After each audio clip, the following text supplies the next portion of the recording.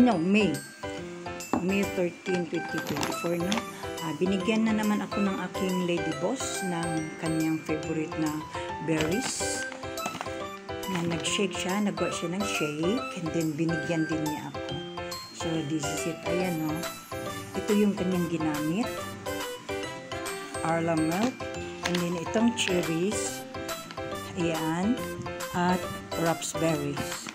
Ayan yung kanyang mga sinishake. At sinisobra. Gumawa talaga siya ng para sa 2 tao.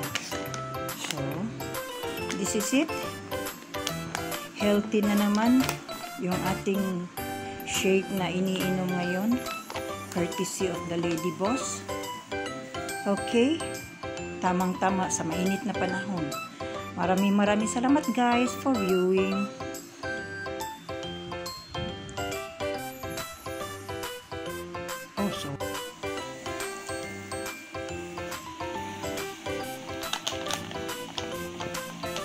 Dark sweet cherries, red raspberries, Arla milk, then sinishake mo dun sa blender. And this is the finished product. Ayan, bigay niya sa akin. So, dadalhin ko to sa school. Tamang-tama sa mainit na panahon. Okay? Thank you guys. And paalala, dahil sa init ng panahon, kailangan maging handa tayo lagi.